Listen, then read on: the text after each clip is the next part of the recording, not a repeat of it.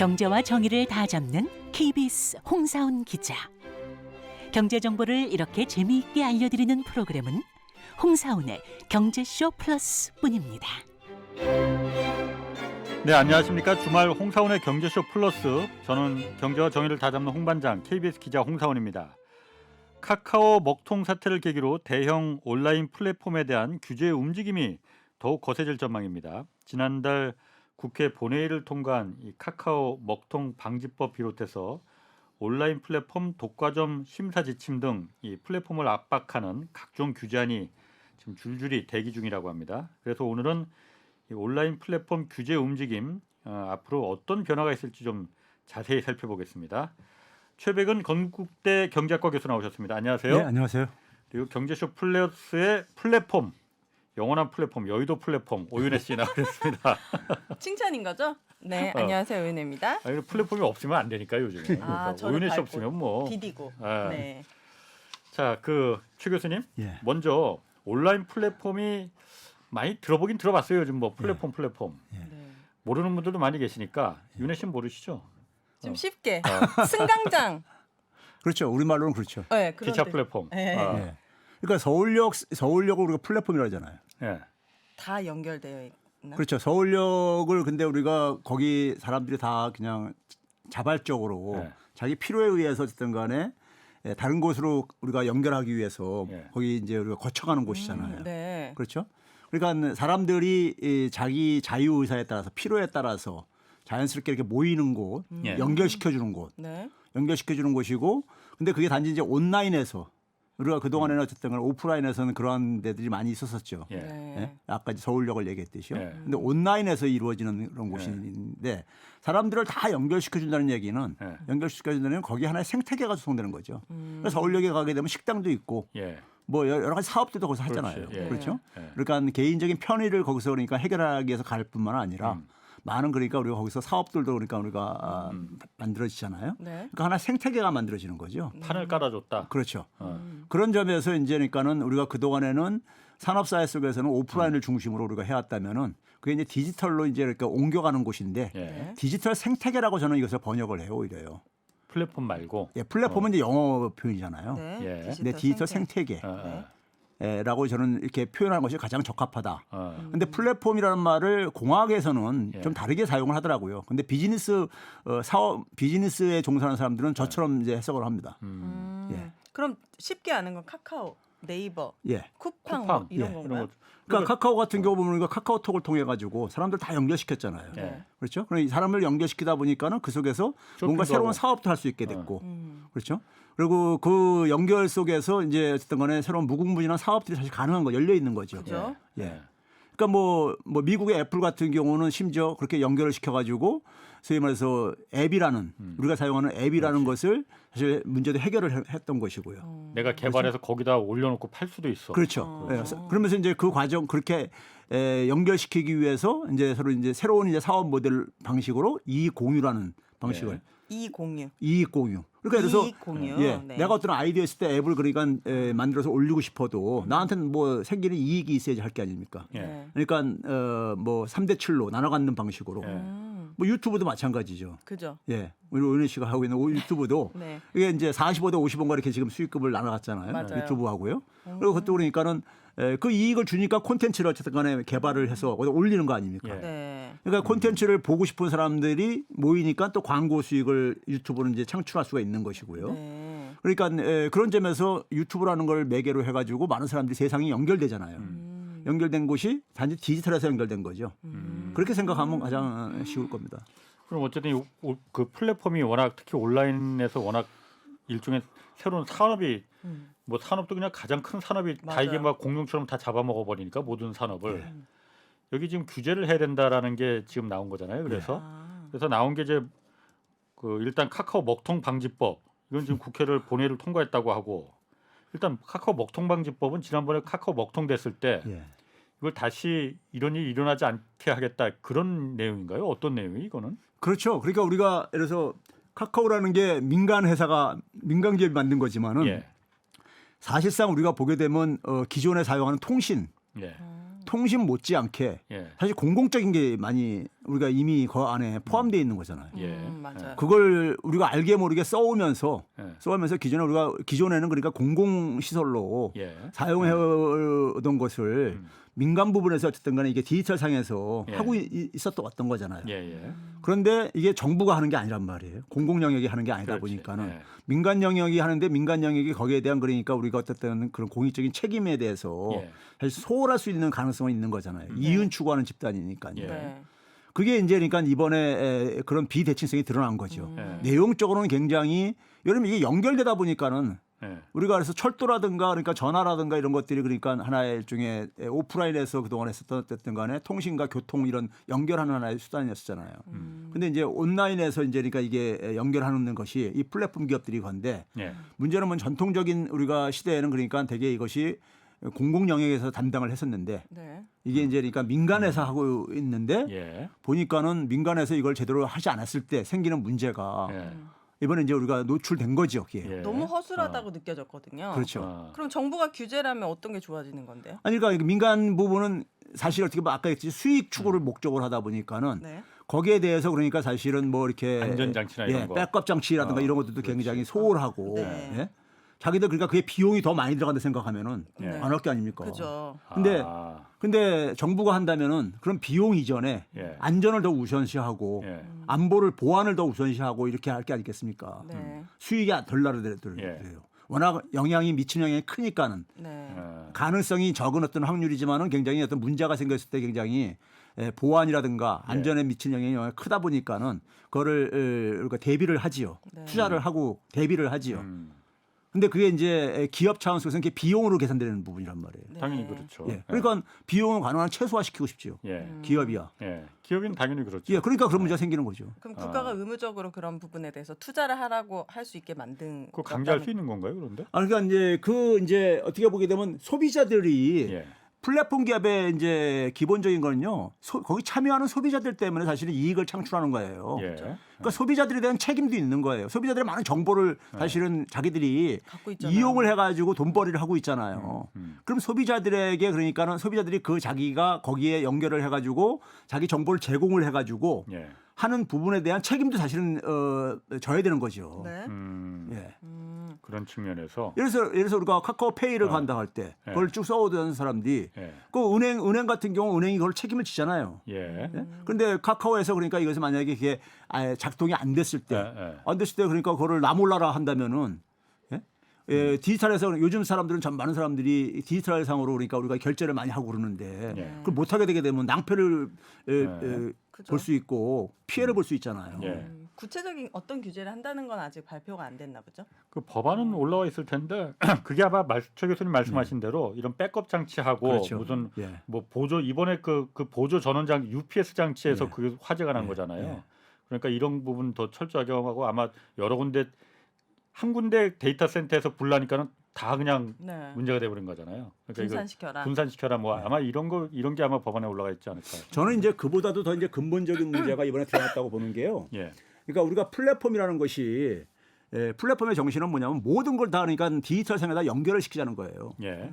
그러니까 소위 말해서 과거에 우리가 농업사회 때는 농촌을 중심으로 우리가 생활이 이루어졌다면은 그게 소위 말해서 그래서 이제 농업 문명이 이제 예. 건설된 거잖아요. 예. 그러다가 산업화가 되면서 도시로 이제 이동을 해가지고 도시 문명을 이제 이렇게 만든 거란 말이에요. 근데 이게 이제 디지털로 가는 거라고요. 예. 근데 과거는 농업이든 농촌이든 도시든 간에 다 이게 오프라인이었었는데 이게 이제 온라인으로 이제니까 가상의 예. 세계로 옮겨가는 예. 거란 말이에요. 예. 그러니까 가상의 세계에서 우리가 생태계를 구성하는 것이 굉장히 익숙하지가 않은 거예요. 오프라인에서는 그게 지금 수백 년 수천 년을 해왔으니까는 네. 그렇지. 예? 거기에 대한 노하우들이 많이 축적이 돼 있는데 예. 그런데 이제 문제는 뭐냐면 플랫폼 기업들이 그거를 지금 이제 생태계를 만들고 있는데 예. 문제는 뭐냐면 기업 중심으로 되다 보니까 이게 다 파편화가 되고 있다는 얘기죠. 예를 들어서 내가 그러니까 예를 들어서 만약에 그 구글을 사용하고 애플을 사용할 때마다 내가 그러니까 그 구글 사용하는 예를 들면요 구글을 접속할 때 사용하는데 아이디라든가 이런 것들이 예. 저기 애플은 작동이 안 되잖아요. 그렇지. 예. 그러니까 기업 중심으로 이게 다 그러니까는 파편화가 된 거란 말이에요. 예. 된 건데 아. 문제는 이 기업들은 자기들은 할 수 있으면 전 세계를 다 연결시키고 싶을 할 거란 말이에요. 그렇죠. 예. 근데 그 연결시키게 되면은 그 다음에는 뭐냐면 이거는 그러니까 하나의 그 기업의 이익 차원을 넘어서는 문제가 이제 생길 수밖에 없는 거예요. 예? 그렇죠? 그런데 이제 이 부분을 그동안에는 뭐냐면 이게 전통적인 방식으로 하다 보니까 민간 자본 중심으로 그러니까 이것을 생태계 구성을 이걸 지금 이렇게 이름을 하고 이렇게 진행이 추진되고 있는 거예요. 예. 거기서 생기는 문제. 그래서 사실은 어떻게 보면 가장 바람직한 것은 디지털 상에다가 모든 것을 연결하는 것까지는 좋은데 여기 어쨌든 공공성으로 사용자들이 그러니까는 어떤 그러니까 구글 갈 때 내가 사용하는 아이디가 따로 있고 네이버 갈 때는 따로 이런 게 아니라 하나의 아이디를 가지고 다 연결될 수 있는 그러면서 그것이 그러니까 그러려면 그것이 이제 이렇게 좀 공공성을 좀 가져야 되겠죠. 그런 플랫폼으로 저는 가야 되는 하나의 과제를 지금 남겨주고 있다고 봐요. 지금은 사실 그런데 말씀하신 대로 플랫폼이 다 기업들이 하는 거죠. 주도를 기업들이 하는 거잖아요. 그러면은 기업들 입장에서는 내가 판을 깔아놓은 이 플랫폼 여기서만 가입자들이 다 여기서 뭐 거기서 뭘 팔든 뭘 만들든 뭐 해야만이 내가 돈이 되는 거지. 여기서도 할 수 있고 저쪽 딴 데서도 할 수 있고 그러면은 기업들은 그걸 원하지는 않잖아요. 그렇죠. 그게 그런데 독점이 그래서 독점이라는 거잖아요. 그렇죠. 그런데 그 부분이 기업에게도 그렇게 이제 바람직하지 않다는 게 이제 소위 말해서 그런 플랫폼 기업을 만들었던 사람들의 초창기에 그걸 이제 창업을 했던 사람들이 가지고 있는 하나의 그 문제 제기이기도 해요. 예를 들면은 구글이라든가 이런 데 소위 초기에 창업할 때 참여했던 사람들이 많은 사람이 떠났어요. 구글을요.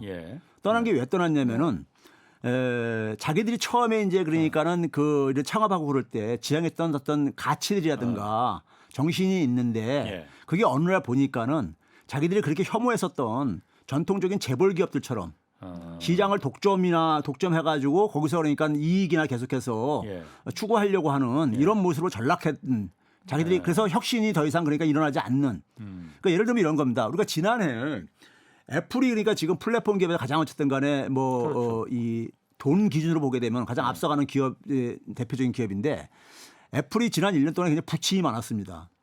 애플이 지난해 연초에 그러니까 외신들을 통해서들 접했을지 모르겠지만은 처음으로 그러니까 인류사에서 처음으로 뭐냐면 한 개 기업의 기업 가치가 3조 달러를 넘었었어요.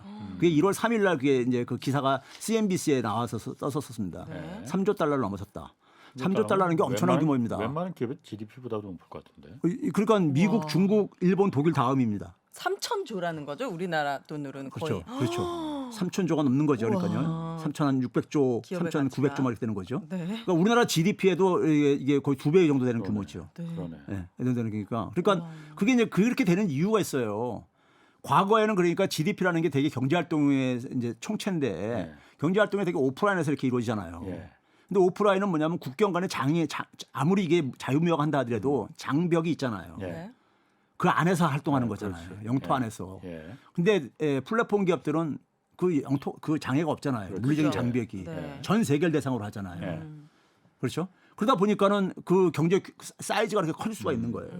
한 개 국가를 넘어서서 이렇게 할 수가 있으니까요. 근데 이게 3조 달러를 넘어섰는데 지난해 연말에 뭐냐면 2조 달러가 무너진 게 보셨어요? 기사를? 애플이요? 예, 2조 달러 무너졌고. 왜요? 지금 올해 들어와서 이번 주에 조금 회복이 됐어도 2조 달러 거의 넘어서 턱걸이 정도 할 정도예요. 무슨 일이 있었습니까? 그러니까 1조 달러가 없어진 거야. 날아간 거야. 네. 1년 사이에.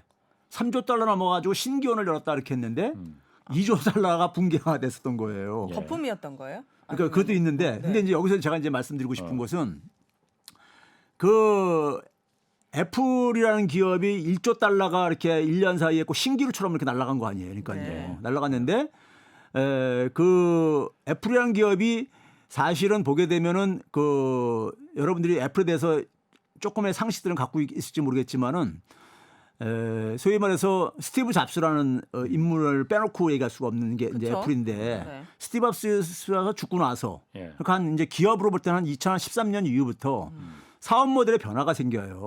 어떻게요? 그러니까 예를 들어 보게 되면은 스티브 잡스 시절에까지만 하더라도 보게 되면 스티브 잡스는 좀 기존에 없던 걸 많이 만들어냈습니다. 맞아요. 그러니까 그래서 아이팟을 할 때도 보게 되면은 아이튠즈 뮤직 스토어라는 그 기존 없던 방식이거든요. 그다음에 앱 스토어라는 것도 없던 방식이었었거든요. 근데 팀 쿡스에서 넘어오면서 그런 없던 것이 새로 나온 건 없어요. 소위 말해서 새로운 뭐 기기 무슨 뭐 시계를 차고 뭐가 이런 것들은 나오는지 몰라도 웨어러블 해가지고 예. 나온지 모르더라도 새로운 사업 없었던 새로운 나온 건 없었어요. 예. 예? 그래서 제가 이제 흔히 저 같은 경우는 어떻게 평가하냐면 다시 제조업체로 전락했다. 팀 쿡스 애플 체제 속에서 예. 됐다는데 근데 이제 이 창업하는 사람들이 한 가지 이제 그러니까 그 에피소드 중에 하나가 뭐냐면요. 이들이 그 IPO라고 해서 상장시키는 거 이걸 굉장히 싫어해요. 왜요? 창업주들이 예, 이 창업하던 멤버들이 초창기에. 예. 그러니까 어려운 시절에 자기들이 그러니까 어쨌든 간에 그 자기들이 갖고 있는 가치를 반영시켜서 새로운 사업을 이제 이렇게 막 만들어냈는데 그때 지향했었을 때 그 가치가 있을 게 아닙니까? 네. 우리 이런 거 해보고 싶어가지고. 근데 이제 하다 보니까 돈이 필요해가지고 네. 상장을 하는 거 아닙니까? 상장을 하게 되면은 외부 자본을 이제 돈을 끌어들이는 거잖아요. 예. 네. 돈을 끌어들이면 간섭도 받아요. 예. 그러니까요. 그렇죠. 간섭도 받게 되면은 외부 사람들의 되게 간섭은 뭡니까? 돈에 놀리기죠. 예. 돈 원하는 되는 대로 것만 해라. 못 예. 하겠다. 근데 이제 이 창업했던 사람들은 그게 아니란 말이에요. 자기들의 가치는 그러니까 좀 더 그러니까 다른 데 있을 수가 있다면 길게 있을 수 예, 있단 예. 말이에요. 네. 그래서 되게 상장하는 걸 되게 초기에 막 꺼리고 그랬었습니다. 그게 이제 자기들이 이에 그 브레이크가 걸리고 그럴까 봐요. 그랬었는데 애플 같은 경우도 그러니까 사실은 이제 그렇게 성장을 하면서 많은 이제 외부 자본들이 들어오게 됐고 들어오는 속에서 어떤 변화가 생기냐면요. 그 스티브 잡스 시절까지만 하더라도 소위 그 우리가 기업들이 자사주 매입한다는 말이 있죠. 예. 자사주 매입. 네. 자기가 번 그거 돈을 문제가 가지고 없어요. 예. 자기 기업이 발행한 주식을 사들이는 거지 사실은. 네. 그렇게 하게 되면 이제 사들이게 되면 주가는 좀 올라갈 올라가지. 가능성이 있고 지분율도 좀 더 그러니까 대주주한테 유리하게 바뀔 수도 있고 네. 이런 효과가 있잖아요. 재벌집 막내한테 대해서 확실히 알겠어요. 이게 얼마나 중요한지 그 드라마 보고 알게 됐거든요. 자사주에 목숨 거는. 예. 네. 그러니까 자사주 매입이 주주들한테는 굉장히 좋은 거예요. 어. 이 주주들한테는요. 네. 그러니까 주주들의 이익에 부합하니까요. 그렇죠? 주주 환원하라 막 이렇게 맨날 말하잖아요. 예, 그렇죠. 그런데 이제 문제는 뭐냐면 기업은 그러니까 돈을 벌어가지고 그런 사실은 주식을 발행을 내서 발행하는 게 자금 조달하기 위해서 발행하는 거잖아요. 그렇지. 근데 발행한 주식을 다시 사들여가지고 소각을 한다? 예.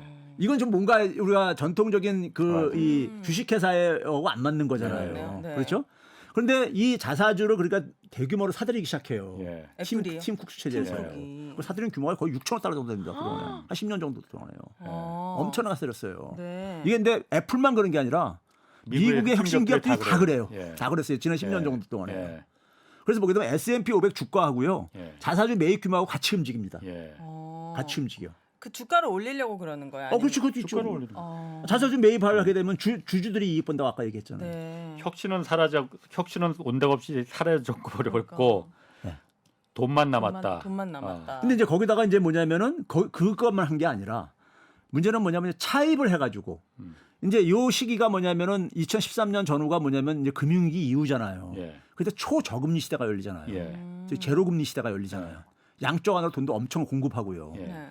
그러니까 돈값이 워낙 싸진 건 시대가 아닙니까? 예. 그러니까 차입을 해가지고 예. 애플이 현금이 굉장히 많이 버는 기업인데 예. 그것도 성이 안 차가지고 어머나. 차입을 해가지고 자사주를 매입을 해. 빌린 돈으로. 예. 어. 그래서 애플이 저기 저 스티브 잡스가 죽기 전까지만 하더라도 부채 비율 한 11%뿐이 안 됐었어요. 예. 근데 지금은 256%. 예? 그러니까 뭐냐면 엄청나게 뭐 하여간 채권을 발행을 하던 하여간 뭐 은행보다도 채권을 주로 발행하고 그러지만은 자기 자본 그 잠식된 데도 있어요. 그렇죠. 예. 어. 근데 어쨌든 간에 그렇게 해가지고 차입을 해가지고 했는데 그 이유는 뭐냐면 차입하는 비용이 워낙 싸진 거야. 네. 금리가 저금리니까. 바닥이니까는. 예. 또 애플 같은 경우는 뭐 A의 신용 등급이 그렇지. 가장 높은 등급이니까는 예. 가장 저금리로 국채 등급으로 발행한단 말이에요. 네. 예? 근데 그거 가지고 자사주 매입해가지고 주가에서 나는 수익률이 있을 게 아닙니까? 예. 그 수익률이 훨씬 더 재미있는 거야. 예. 그 비용보다. 돈놀이지 뭐. 그러니까 어떤 사람들이 볼 땐 그렇게 어떻게든 돈 벌면 되는 거 아니에요? 교수님 그런 얘기를 해요. 예? 그러게 그 말도 근데 맞는 그 것 같은데. 안에는 뭔가 혁신이 일어나고 그렇죠. 그러니까 이제 그게 뭐냐면은 우리가 전통적으로 경제학 교과서나 경영학 책에서 예. 은행이 금리를 내리는 이유는 투자를 활성화시키기 위해서 한다고 얘기를 하잖아요. 예. 경기가 침체됐을 때 금리를 내리는 이고 돈을 푸는 이유는 예. 기업들을 지원하기 위한 거잖아요. 투자를 하는데 도와주려고요. 소비도 돈 지원하기 위해서요. 그렇지. 예. 그런데 그 풀린 돈들이 그러니까 주가 끌어올리는 데 사용을 되는. 이건 뭔가 그러니까 그러면 우리가 왜 저금리로 해야 되지? 금리를 내야 되지? 이런 문제가 나올 수가 있는 거잖아요. 예. 그러게. 소수 주주한테만 이익이 돌아가는 그런 통화 정책을 네. 예? 그렇잖아요. 주가가 올라간다고 해서 뭐 고용이 늘어나는 것도 아니고. 그러니까 말이죠. 예. 그런 점에서 이게 그러니까는 소위 말해서 우리가 그 동안에 이게 그러니까 그 지난 10년 동안에 많은 사람들은 워낙 여기에 이제 익숙해져 가지고 예. 자연스럽게 이것을 그냥 받아들이는 경향이 있는데 그럼 우리가 교과서에 있는 얘기가 그러니까 금리 내리는 이유가 통화 완화 정책이라는 것이 뭘 위한 것이지? 그 효과가 전혀 없다는 건 아니지만은 예. 그 효과가 굉장히 그러니까 제한적이라 이거예요. 네. 애플이 사실 대표적인 플랫폼 기업인데 그러니까요. 그냥 이런 문제가 지금 그래서 본놀이만 지금 약간 방향이 좀 길리 아 옆으로 근데 제가 이제 생겼어요, 그렇게 지금. 얘기한 이유가요. 예. 그렇게 그러다 보니까 이게 지난해 1년 동안 금리가 계속 올라가는 상황 속에서 예. 이 이제 소위 말해서 부채로 많이 쌓아오는 그렇죠. 것들이 예. 이게 빠진 거예요. 빠진 거야. 예. 거기에 그러니까 그것만 가지고 설명은 안 되는 거지만은 예. 한 1조 달러 빠지는데 굉장히 그것도 결정적인 역할을 했다 이거예요. 네. 그 거품이 걷어진 거죠. 거품이요. 예. 거품이 걷어졌는데 그러니까 그 이면을 들여다보면요. 애플에 우리가 이 소위 플랫폼 기업들이 등장하고 나서부터 예. 재밌는 연구 결과가 있습니다.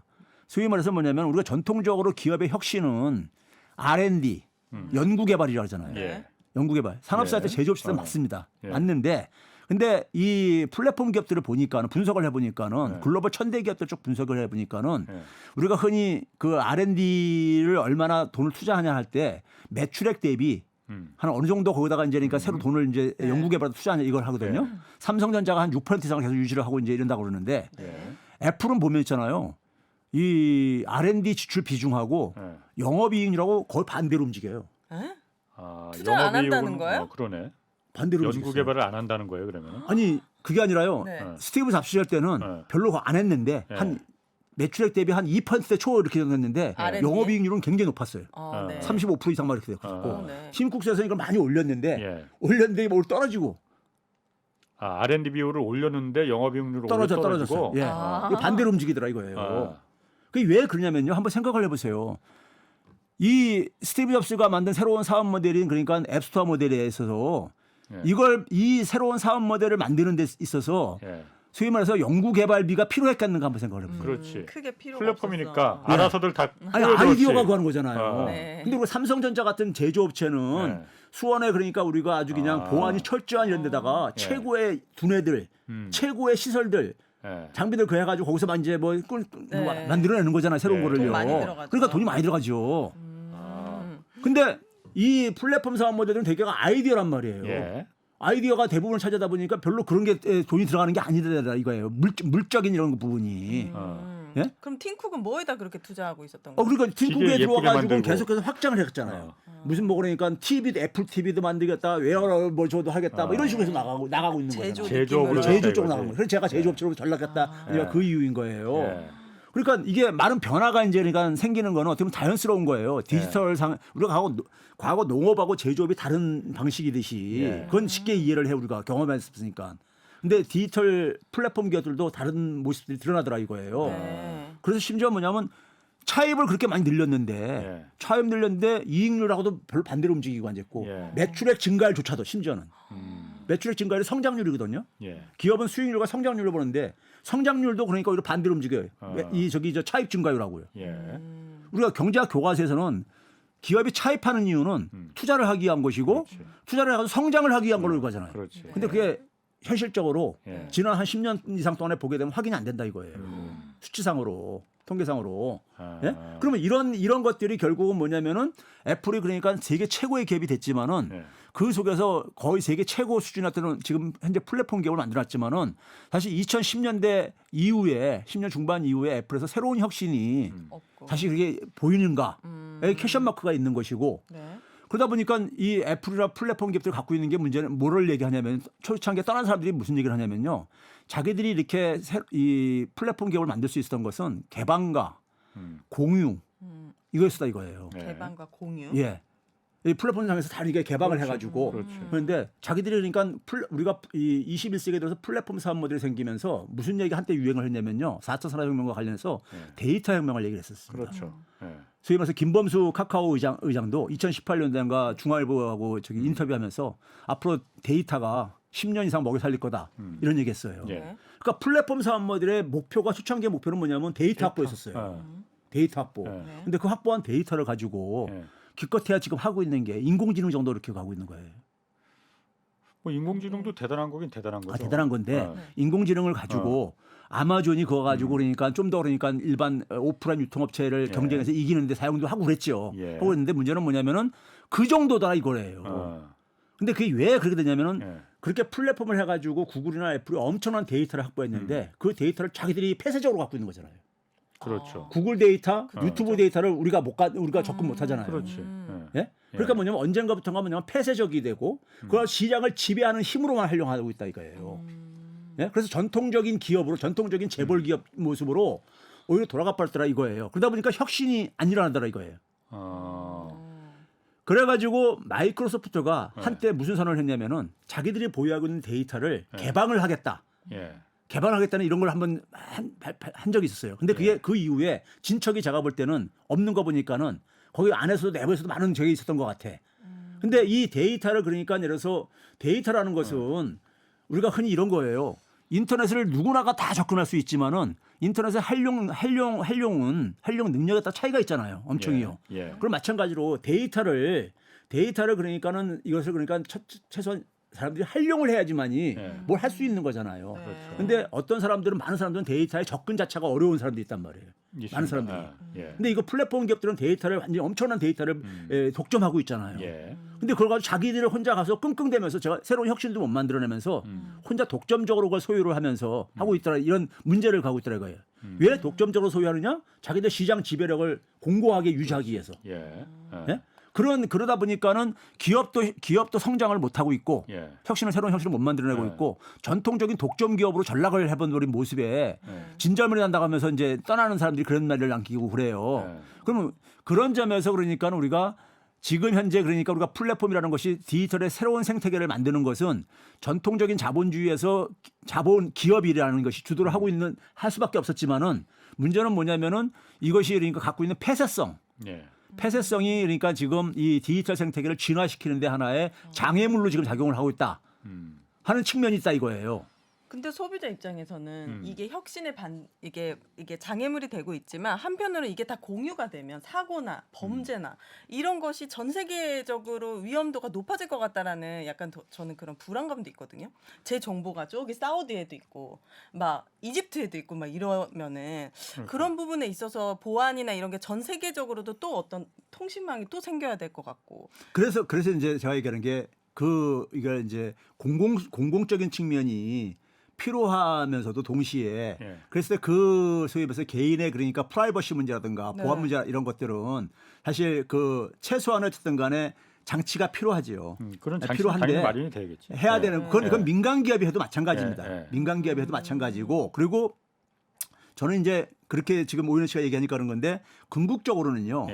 우리가 뭐냐면은 사람이 그러니까 우리가 중국을 보게 되면은 저는 중국이 그러니까 플랫폼 사업 모델을 그러니까 굉장히 모방을 해서 많이 쫓아는 갔는데 했는데 저는 한계를 처음부터 명확하게 얘기를 했어요. 플랫폼 사업 모델들은 우리가 디지털 상에서는요 남녀노소 가릴 거 없이 거기서는 모두가 자유로운 사람들이 만나서 연결되는 곳이에요. 네. 그러니까 근데 우리가 오프라인에서는 꼰대짓 하는 사람들 많은데 나이 많은 사람들. 근데 온라인에서는 그렇게 되면 끊어져요 연결을. 맞아. 예? 그러니까 거기는 완전히 진짜 자유로운 이 민주주의 원리가 작용하는 곳이에요. 예? 그런데 중국은 아무래도 사회주의 권위주의 체제잖아요.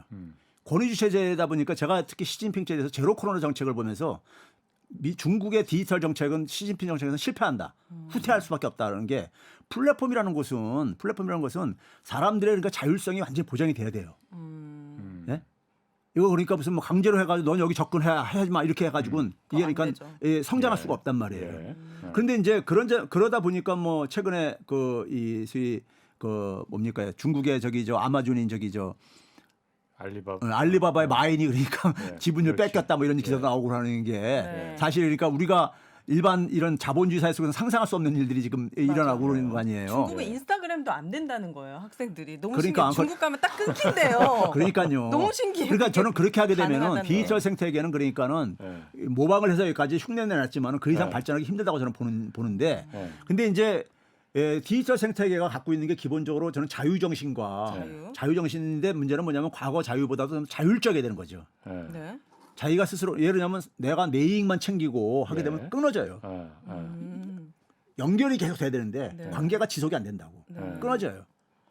끊어진다고. 네. 그렇기 때문에 자기가 그러니까 상대방과 그러니까는 공유를 해야 된다는 이런 게 기본적으로 깔려 있어야 되는 거예요. 예. 네. 뭐 자기 책임도 그러니까 자기가 할 수 있는 자기 역할을 해야 되는 것이고요. 예. 그러니까 굉장히 어떻게 보면 과거 우리가 농촌 사회 때는 우리가 조선시대 생각하면 될 것처럼 굉장히 타율적인 저거 있잖아요. 유계제가 존재하고요. 예. 근데 우리가 산업화가 되면서 훨씬 더 자유의 영역이 넓어졌잖아요. 예. 그런데 이제는 뭐냐 디지털 상에 갈 때는 모든 사람들이 다 자유롭게 허용되는 대신에 책임이 다 이제 따르는 예. 좀 그러니까 규범이 그러니까 한 단계 업그레이드가 될 수밖에 없다고 봐요. 이게 이제 그러니까는 하루 아침에 이루어지는 건 아니겠지만은 네. 결국은 이제 그러니까 디지털 상에서 그러니까 그런 부분들이 지금 현재 논의가 되고 있는 부분들인 거예요. 그러니까 우리가 지금 인공지능 같은 경우들도 혹시 그거 써보셨어요? 저 오픈 AI라고? 절대 안 써보셨을 것 같은데. 오픈 AI 뭡니까? 오픈 AI라는 사이트가 있어요. 아 그래요? 거기 보시게 되면은 거기 보시는 말 그대로 AI에다가 오픈 AI? 그게 어떤 문제가 그거냐면 외국에서는요. 예. 대학에서 예. 그 오픈 AI 사용에 대한 그러니까 이 저기 그 문제에 대해서 이 대학 당국에서 네. 교수들한테 고지까지 내려오는데 왜 그러냐면은 네. 오픈 AI가 들은 게 뭐냐면 들어가서 있잖아요. 거기 AI에다가 자기가 궁금한 거 딱 물어보면요. 숙제해주고 뭐 이런 답이 거. 쫙 다 나와. 아 다 나오는데 예. 웬만한 그러니까 저 사람들 수준을 넘어서서 넘어서서 나와. 진짜. 그러니까 만약에 교수가 만약에 우리가 팬데믹 상황 속에서 저기 온라인으로 수업을 하는데 네. 거기서 뭐라고 물어봤는데 얘가 그걸 교수가 물어보고 거기다 이렇게 하게 해가지고 하더라도 비교가 할 수가 있잖아요. 그렇죠. 예? 그러니까 이런 문제가 나오는 거예요. 그러니까요. 아, 요즘 그 초등학생들이 저도 얘기 들었는데 예. 문제를 갖다 학원에서 예. 학교에서 문제를 갖다가 사진을 이렇게 스마트폰으로 찍으면은 예. 네. 그 풀이 과정을 풀어준다는 거야. 그 AI가. 예. 그럼 선생님이 필요가 그게 바로 오픈 AI예요. 예. 네. AI가 그러니까 그 정도까지 그러니까 지금 이제 활용이 되고 있다 보니까는 예. 소위 말해서 기존에 있는 지식은 그러니까 이게 그러니까 전달해봤자 의미가 없는 없네. 거죠. 네. 그러니까 그런 상황 속으로 지금 가는 상황 속에서 소위 말해서 우리가 그러니까 사람이 해야 될 역할들. 예. 그러니까 그 유명한 얘기가 구글에 있다가 쫓겨난 한 친구가 AI 전문가가 그런 거 아니에요. 그 자기가 테스트한 걸 버전을 올렸는데 레미제라블을 가지고 얘기하는 게 쭉 해가지고 올렸는데 예. AI가 그 답을 이렇게 말을 하는 게 우리나라 웬만한 수능 시험 본 학생들 이상이더라고 제가 보니까요. 답안 그 수준이요. 예. 네. 그러니까 이미 그렇게 돼버리는 네, 거고 네. 앞으로 그래서 뭐냐면은 30년 이내까지 그러니까 인간의 99%보다는 똑똑한 AI가 나온다는 거 아니에요 지금요. 예. 나오는데 그러면 그런 상황 속에서 사람들은 그러면 이제 우리가 어떻게 살아야 되는가 이런 문제가 자연 제기될 수밖에 없는 거예요. 지배당하는 거 아니죠 인공지능에? 네. 그런 게 이제 자연 제기되고 있는데 네. 우리는 근데 우리 사회는 그걸 보면 굉장히 이게 이제 과거에 머물러 있는 거죠. 너무 과거에 예? 과거에 머물러 있는 건데 그만큼 지금 그러니까 변화가 굉장히 급속도로 일어나고 있어요. 아니 그러면 최 교수님이 그 말씀하시는 거는 예. 과거에 그러니까 애플이나 예. 이런 플랫폼 이 기업들이 처음에 태동할 때는 이 자율과 공개, 공유 이걸 이제 그 가치로다가 해서 여태까지 이제 혁신을 네. 이뤄냈었는데 그 안에서 이제 사용자들이 거기 한 명 두 명 이렇게 이용하면서 꼬이다 보니까는 사용자들의 데이터들이 거기서 쌓이기 시작한 거잖아요. 그 데이터들을 이 기업들은 보니까 애플도 그렇고 구글도 그렇고 아마존도 그렇고 이게 정말 돈이 되는 거네. 그럼 이걸 갖다 내가 애플 내가 이거 다 우리 안에 들어와서 이 사람들이 만들어 놓은 데이터인데 이게 돈인데 이걸 내가 구글하고 왜 공유를 해? 그리고 오윤에 만든 그 혁신 기업 벤처 기업하고 이걸 내가 왜 공유를 해? 이거는 나만 써야지. 그치. 이러면 안 된다는 거잖아요. 그게 이제 전통적인 기업의 사고 네. 아니에요. 저도 그런데 그럴 것 같은데. 그러니까 그게 거기서 우리가 예. 쉽게 벗어나지 못하고 있는데 예. 실제로 한번 봐보세요. 근데요. 애플하고 삼성전자하고 예. 초창기에 있잖아 스마트폰 나올 때 예. 같은 경쟁 기업으로 비교를 많이 했었죠. 맞아요. 예. 근데 저는 애플하고 삼성전자는 전혀 다른 기업이다 그렇죠. 얘기했어요. 삼성전자는 제조업체입니다. 하드웨어 기업이죠. 네, 제조업체예요. 예. 근데 애플은 뭐냐면 적어도 스티브 잡스 시절에는 이건 아이디어 기업이라고 했어요. 저는요. 예. 지금 뭐냐면 그 당시에 초창기에 제가 삼성전자 모 전무하고 예. 어느 세미나장에서 얘기한 이런 일화가 있어요. 뭐냐면은 그 당시 초창기에 이제 스마트폰 나왔을 때 예. 애플이 앱이 장착돼 가지고 이제 이게 뭐 매력적으로 나오니까는 예. 그 양반 하는 얘기가 뭐냐면 우리 저거 금세 추천할 수 있다고 그랬었어요. 기술자들 고용하면 된다고. 그래가지고 뭐냐면 앱 개발자들 초창기 인기 애플 개발자들을 예. 채용을 한 거야. 40몇 명을요. 네. 근데 지금 봐보세요. 인기 어플 개발자들이 나나 일반 평범한 사람보다 뛰어난 능력을 갖고 있지만은 개발 능력이 있지만은 지구상에 있는 80억 넘는 사람보다를 다 감당할 수 있는 건 아니잖아요. 그렇죠, 그렇죠. 그게 아까 개방과 폐쇄의 차이입니다. 예. 개방과 폐쇄. 특히 아이디어가 중요한 시기에는 예. 아이디어는 사람이 머리에서 나오는 건데 예. 기업이란 것은 경제학 경영학책이 뭐라고 하냐면 폐쇄적인 경제 조직체입니다. 예. 자원을 그러니까 독점적으로 소유하고 있는 자기들만 하려고 하고 있는. 근데 그 폐쇄성이 전통적인 사업 모델인데 그 전통적인 사업 모델에 다시 갇힌 거죠. 초창기에 자기들이 새로운 사업 모델을 만들 때는 개방성을 이용을 했는데 성공하고 난 다음에 보니까 다시 그러니까는 옛날 전통적인 사업으로 돌아가 버린 거예요. 그럼 최 교수님 말은 그런 애플이나 뭐 삼성전자 뭐 플랫폼 기업이라고 말할 수는 없을 테고 네이버나 예. 이런 그 플랫폼 기업들이 여기서 또 한 번 도약을 하려면은 예. 자신들이 모았던 수집했던 그 돈이라고 생각하고 꽁꽁 그 숨겨놓고 있는 그 데이터들을 예. 다 공개해야 된다는 거예요. 저는 너도나도 다 사용할 수 있게. 그게 예를 들어서 우리가 예를 들어서 그러니까는 적어도 새로운 방식의 공유를 예. 좀 짜내야 되겠지만은 배분 방식 짜내야 되겠지만은 그거를 갖고 있어가지고 자기들이 그걸 활용하는 것이 그냥 제한적일 수밖에 없다는 건 인정을 해야 되고요. 예. 그리고 개방을 했을 때 훨씬 더 그러니까는 혁신 가능성은 크다는 것을. 예. 그랬을 때 그 단지 뭐냐면 이익을 어떻게 하면 그다음에 이제 공유를 할 것인가 예. 하는 부분에 대해서 우리가 새로운 방식의 공유 방식을 그러니까 우리가 좀 이제 고민을 해야 될 부분이 남아 있는 것뿐이지. 예. 이건 분명히 공유가 더 그러니까 진보적인 것은 맞다 이거예요. 왜 그러냐면 데이터를 그러니까는 아까 했듯이 인터넷을 접근하는 건 똑같은 건데 그 데이터를 그러니까는 활용할 수 있는 것은 사람의 그러니까는 능력들이 되는데 사람들을 굉장히 처음부터 그러니까 차단시켜 버리게 되면은 예. 데이터에 접근할 수 있는 차단시켜 버리게 되면 그만큼 그러니까 새로운 혁신의 가능성은 줄어들 수밖에 없는 것이고요. 예. 그래서 제가 뭐냐면 공공 이제 하이퍼 플랫폼을 제가 이제 제안을 하는 이유가 하이퍼 앱이라는 거. 예, 하이퍼 앱이라는 걸 제가 이제 그 하는 이유가 뭐냐면 우리가 그래서 전화번호라는 걸 사용하잖아요. 예. 전화번호 하나 가지고 모든 그러니까 플랫폼이 다 그러니까 연결될 수 있는 예. 그리고 그것을 그러니까 그것을 하나의 그러니까 위에서 이제 그러니까 이제 관리할 수 있는 그런 점에서 공공성이 있어야 되는 것이죠. 민간이 해도 되긴 되는 건데 그건 이제 그래도 공공적인 성격이 굉장히 필요한 것이죠. 예를 들면 전체의 데이터를 다 하는 거니까요. 내 전화번호. 전화번호 하나 가지고 우리가 사실은 전화번호는 다 다르니까 전 세계 사람. 그렇죠. 다 다르고 그거 가지고 사실은 다 가입할 때 우리가 보면 많이 활용들 하고 있잖아요. 지금. 지금도 다 그렇게 하잖아요. 그러니까요. 전화번호가 다 된다니까 사실은요. 그래가지고 뭐냐면 모든 그러니까 플랫폼에 연결될 수 있는 단일 체계 그러니까 우리가 앱을 만들자 이거예요. 전 세계적은. 그렇죠.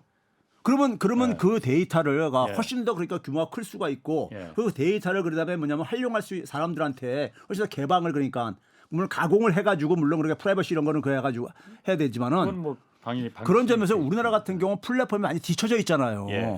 뒤쳐져 있는데 우리가 지금 쫓아갈 수 있는 것은 저는 그것뿐이 없다 이거예요. 왜? 기업들이 지금 뭐 플랫폼을 못 만들고 앉아 있으니까. 우리나라 IT 강국인데 플랫폼 뒤쳐져 있나요, 많이? IT만 오인혜 씨가 말하는 IT는 제조업입니다. 그래요? 데이터가 없잖아 우리는. 그럼 미국 말고 뭐 플랫폼 강국이 어디 있습니까? 중국이 이거죠. 더 중국이 그러니까 저러잖아요. 그래요? 미국의 아마존이 중국의 알리바바고 그죠? 중국의 구글이 아니 미국의 구글이 중국의 바이두라고 있죠. 바이두 있어요? 그리고 미국의 페이스북이 중국의 텐센트라고 있죠. 그래요? 이거 다 세계적인 기업들이죠. 그래요. 우리나라 네이버. 그러다 보니까 중국이 더구나 사회주의 체제다 보니까는 통제가 가능하고 그러다 보니까 인공지능에 있어서 미국하고 유일하게 그러니까 지금 경쟁하는 나라죠. 왜냐하면 데이터가 엄청나게 거긴 또 많으니까. 거기는 사람보다는 양은 인구는 많다 보니까 데이터의 양에 있어서는 그러니까 굉장히 유리한 위치에 있잖아요. 그렇죠. 거기다가 뭐냐면 개인의 정보를 그러니까 프라이버시 무시하고 막 이렇게 취득할 수 있으니까는 권위주의 체제다 보니까 그 데이터 양을 엄청나게 확보한 걸로 인해 가지고 소위 말해서 이 인공지능은 굉장히 빨리 그러니까 추격을 하고 해왔죠. 그렇군요. 이제 그런 점에서 이제 그러니까 소위 말해서 플랫폼 사업 모델을 미국 기업을 보고서 모방까지는 한 거예요. 제가 볼 때는요. 모방까지 했는데 미국 기업들이 2010년대 이후에 멈춰버린 거야. 인공지능 기술 개발해서. 그걸 인공지능 기술에 적용하는 걸로 해서 그랬는데 문제는 뭐냐면 이 데이터를 활용해서 새로운 사업을 만들어내야 되는 거예요. 제가 그래서 우리나라 카카오가 나왔을 때 야 우리나라도 드디어 플랫폼 사업이 나오는구나 해가지고 굉장히 박수를 쳤어요. 근데 시간이 지나면서 보니까는 이게 무슨 택시업에 진출하고 앉아있고 이거는 뭐냐면 자기들이 그런 플랫폼을 만들어서 데이터를 가지고 기존에 없던 사업을 만들어야 되는 거거든요. 기존 사업을 애플처럼. 갖다가 이제 기존 사업을 그러니까 들어갔지. 거기서 경쟁이나 하고 앉아 있고 그러니까 예. 갈등을 유발하죠. 예. 쓸데없는 에너지 예. 소모하고 아. 예? 정치판이 그러니까 개입하게 되고 아. 그러잖아요. 근데 사실은 스티브 잡스가 그러니까는 앱을 개발하거나 아이튠즈를 해가지고 뮤직 공급할 때 무슨 갈등이 있었냐고요. 그렇죠. 전혀 없는 걸 하다 보니까 그 갈등이 없었던 거잖아요. 예. 없는 상품을 만들다 보니까. 그러니까 그런 걸 해야 되는 거거든요. 그 하이퍼 앱이라는 거 아까 말씀하신 거 그게 지금 제가 보니까 아직 전화번호 전 세계 모든 사람들이 전화번호는 다 다르니까 예. 그걸 이용해서 하나로 다 묶어서 예. 하나의 뭐 플랫폼을 만들자는 건데 그 약간 안에 좀 개념이 잘 안 잡히거든요 아직. 그러니까 그걸로 다 이제 하나의 어. 플랫폼을 이렇게 소위 말해서 이제 음. 디지털 상에 있어서의 그러니까 소위 말해서 고속도로라고 생각하면 되는 거예요. 예. 예. 오프라인에서 우리가 일반 이렇게 도로가 고속도로가 있었다면은 예. 디지털 상에서도 고속도로라는 예. 게 뭐예요? 다 연결하는 거잖아요. 예, 예. 연결시켜 주는 거잖아요. 연결시켜 주는 것을 만들어 줘야 되는 거야. 이게 우리나라는 민간 기업이 지금 못 하고 앉아 있으니까는. 예. 예? 예. 그래서 뭐냐면 민간이 나서서 하든 아니면 정부가 지원을 해주든 간에 그걸 만들고 그 안에서 그러면 거기서 그 사람들이 다 연결되게 되면은 예. 데이터 나올 게 아니냐 이거예요. 예. 예. 그렇죠. 그러면 예를 들어서 그러니까는 훨씬 더 지금 그러니까 우리가 이 그 배달 데이터는 다 공유하는 걸로 하고. 배달 앱을 사용할 때 배달 수수료가 굉장히 높고 그러잖아요. 예. 훨씬 싸게 해줄 수가 있지. 예? 지금은 그러니까 하나의 배달 어떤 그 앱 만드는 회사면은 거기만 그걸 갖다가 사용할 그렇죠. 수 있어서 독점하는데 그렇죠. 다 다 연결되게 되면은 아. 그것을 훨씬 더 낮출 수가 있죠 가격을요. 그럼 돈은 누가 어디서 봅니까? 그러니까 그 수를 낮춘 다음에 아. 거기서 수익은 생기죠. 예. 생기고 그 최소한의 수익을 하면서 관리하고 하는데 비용이 들어가지만은 예. 문제는 저는 그것보다도 데이터를 그 사회가 새로운 사업을 하고 싶은 사람들한테 좀 개방을 해가지고 예. 우리나라가 지금 산업 체계가 굉장히 정체가 돼 있단 말이에요. 고인물처럼요. 예, 예. 연못가에 예. 새로운 사업을 못 만들어내고 있단 말이에요. 그러니까 이걸 하게 하려면은 그러니까는 젊은 청년들이 이 데이터에 접근성이 있어야 된다고요. 예. 활용할 수 있는 그런 점에서 이건 그러니까 하나의 인프라 디지털 상에서의 공공 인프라죠. 예. 인프라 우리가 과거에 산업사회 때는 항만이라든가 고속도로 이런 것이 그러니까 인프라 SOC였다면은 예. 디지털 상에서의 SOC죠 일종이에요. 그러니까요. 근데 이게 전화번호 하나 가지고 다 만들 수가 있다 이거예요. 연결시킬 수가 있다 이거예요. 교수님이 만드시면 안 돼요? 예? 아니, 그거 그렇게 쉽게 말씀하시니까 아니 이거를 네. 최대 사실 잡스. 아니 이거를 지금 그러니까 시도하는 사람 이제 특허까지 낸 사람들이 있긴 했어요. 그래요. 네. 하이퍼 하이퍼 앱이라고. 앱이라는 것은. 근데 이게 민간 영역에서 가게 되면 결국 여기에 뭐 배달, 쇼핑, 뭐 교통, 뱅크 다 들어올 텐데 그럼 결국 또 독점 아닙니까? 아니죠. 이걸 근데 대신 이게 뭐냐면 그 대신 우리가 기존하고 차이가 뭐냐면 네. 하나의 전화번호로 다 연결하자 이거죠. 배달 앱에 배달 플랫폼에 들어갈 때도 네. 그다음에 만약에 아까 했듯이 쇼핑몰에 들어갈 때도 하나의 그 전화번호로 다 그러니까 이게 가입되는 거기 때문에 그런 점에서 기존에는 뭐냐면은 플랫폼을 만든 사업자 중심의 네. 사업자가 통제하는 저거였단 말이에요. 일일이 다 사용자는 가입해야 아무런 거기에 대해서 접근권도 없는 참여할 수가 없는.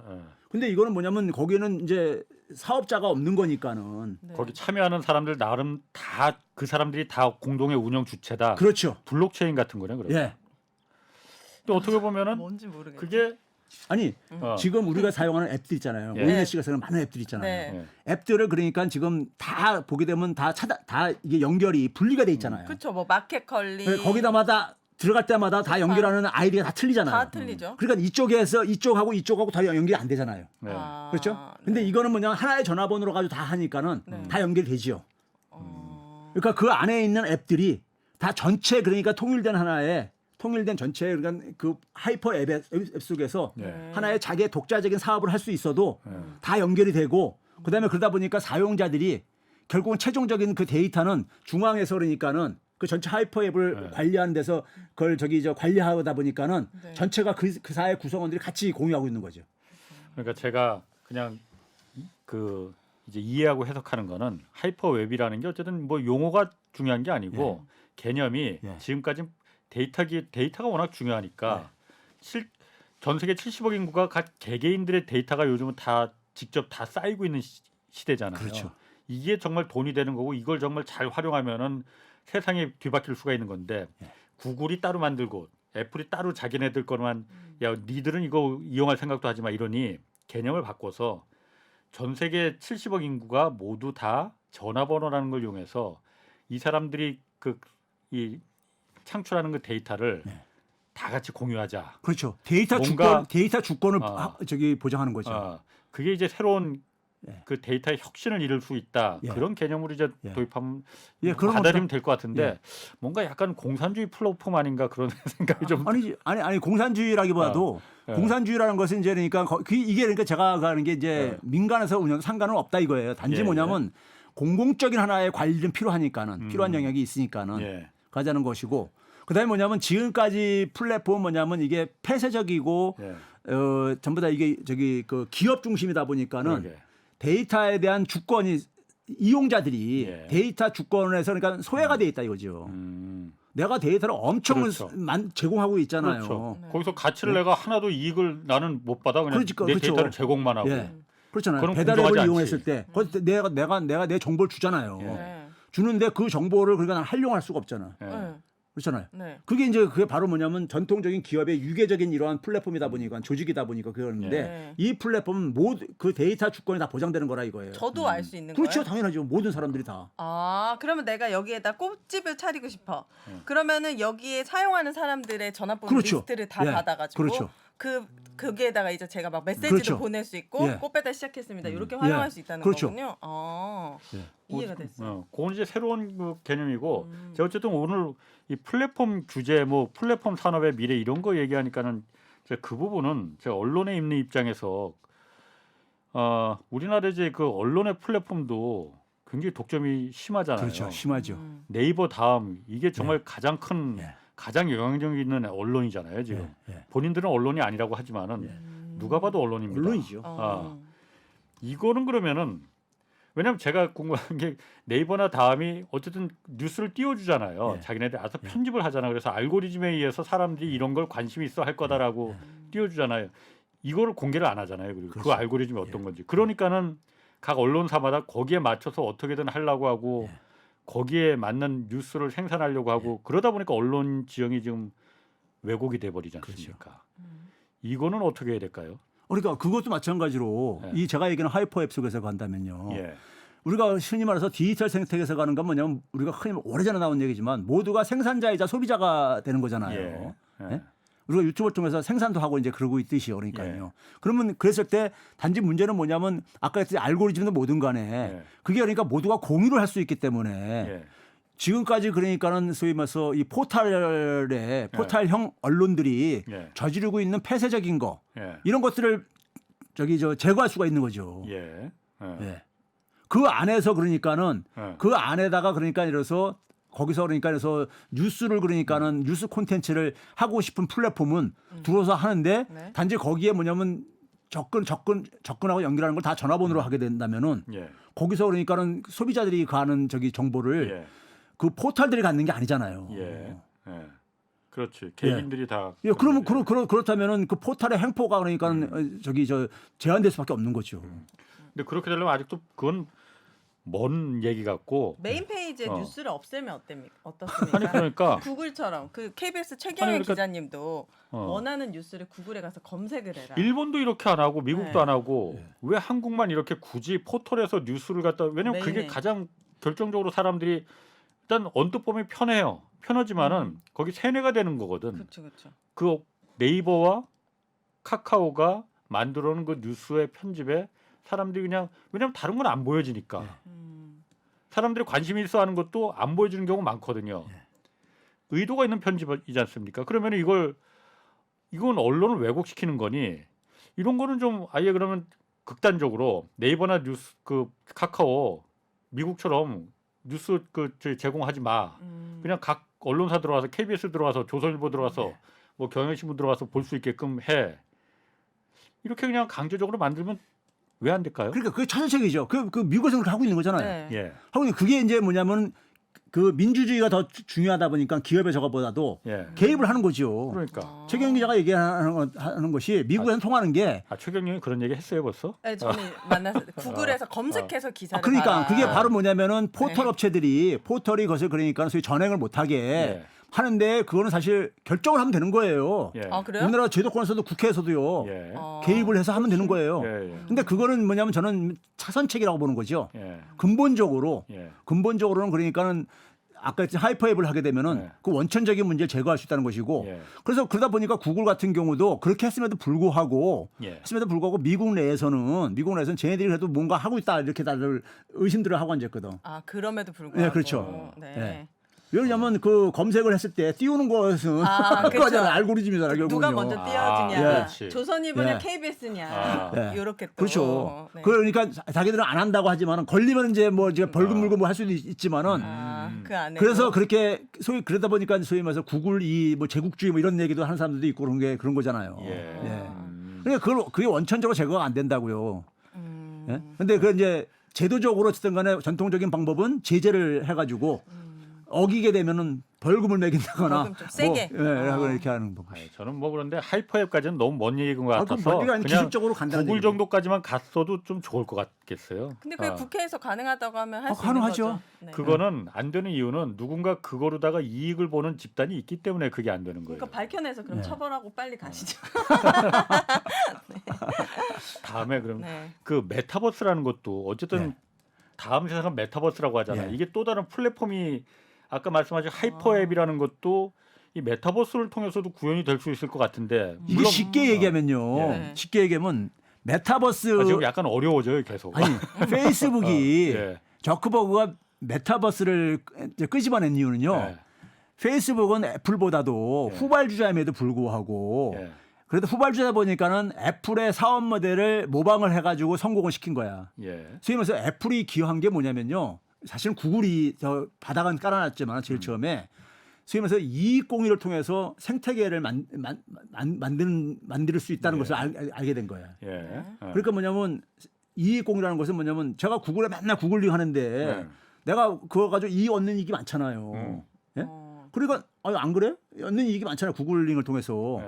나는 굉장히 많은 활용을 하거든요. 네. 그럼 그걸 통해서 내가 대신 거기다 구글에다 뭘 줍니까?